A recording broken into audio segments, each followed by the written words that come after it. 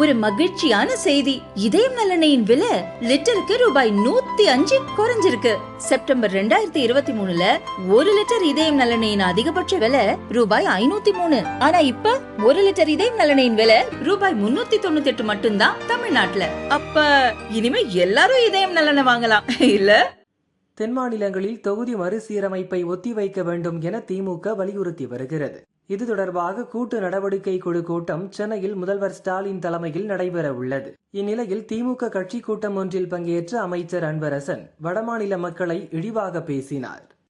குடும்ப கட்டுப்பாடு திட்டத்தை நாம இந்தியாவில் அறிமுகப்படுத்துறாங்க. எல்லா மாநிலம் கடைபிடிக்கணும். உலகத்திலேயே சீனாவுக்கு அப்புறம் அதிகமா மக்கள் தொகை இருக்கிற நாடு இந்தியா. இது இப்படியே போச்சா நாடு உருப்படாது. மக்கள் தொகையை குறைக்கணும் அப்படின்னு சொல்லி குடும்ப கட்டுப்பாடு திட்டத்தை எடுத்து வந்தாங்க. எல்லா ஊரையும் முக்கோணம் போட்டான் சிவப்பு கலர்ல. இப்ப இருக்கிற ஏன் எல்லாம் தெரியாது. முதல்ல என்ன சொன்னா, நாம் இருவர் நமக்கு இருவர்னா. அதுக்கப்புறம் ஒரு 5 வருஷம் கழிச்சு இன்னும் அதிகமா தாங்க போயினே இருக்கிறதுனால நாம் இருவர் நமக்கு இருவர், நாம் இருவர் நமக்கு ஒருவர். அப்புறம் அதுக்கப்புறம் ஒரு 5 வருஷம் கழிச்சு நாமே குழந்தை நமக்கே குழந்தை. இத கரெக்டா அதாவது தமிழ்நாட்டுல தென் மாநிலங்கள்ல கேரளா, கர்நாடகா, ஆந்திரா, தமிழ்நாடு எல்லாம் மத்திய அரசு சொன்னது ஏத்துக்கணும்னு சொல்லி கட்டுக்கோப்பா இருந்து 1-2 மேல எவனும் பெற்றுக்கல நம்ம ஆளுங்க.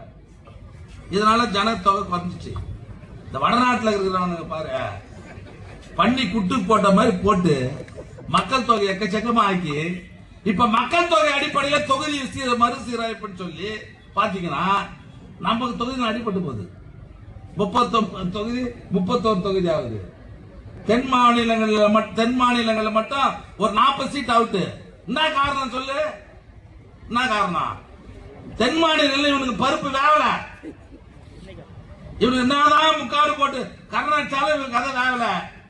இங்க சீட்டை குறைச்சிட்டு அங்க நமக்கு வேண்டிய ஆள் இருக்கிறாங்கல்ல, அங்க அதிகமாகிட்டா நம்ம கும்மாளிக்கலாம், தொடர்ந்து நாமளே ஆட்சியில் இருக்கலான்ற எண்ணத்துல இந்த மக்கள் தொகை அடிப்படையில் இந்த தொகுதி சீரமைப்பு எடுத்து வராங்க. இதெல்லாம் நீங்க புரிஞ்சுக்கணும். அதனால அவனுக்கு ஆவலன்னா ஒரு கவர்னரை போட வேண்டியது, ஆட்சிக்கு எதிர்ப்பு அவன் ஒரு ஆட்சி நடத்துறது, நமக்கு தேவை கொடுக்க வேண்டிய பணத்தை கொடுக்காம இருக்கிறது. கல்விக் கொள்கையில மட்டும் 2150 கோடி ரூபாய் நம்ம பணம் தரணும். அமைச்சர் அன்பரசனின் இந்த சர்ச்சை பேச்சுக்கு தமிழக பாஜக தலைவர் அண்ணாமலை கண்டனம் தெரிவித்துள்ளார். தொகுதி மறுவரையறை குறித்து நாடகத்தை நடத்தும் முதல்வர் ஸ்டாலின் திமுக அமைச்சர் அன்பரசனின் இந்த உரையை தனது இண்டி கூட்டணி தலைவர்களுக்கு ஒளிபரப்புவார் என நம்புகிறோம்.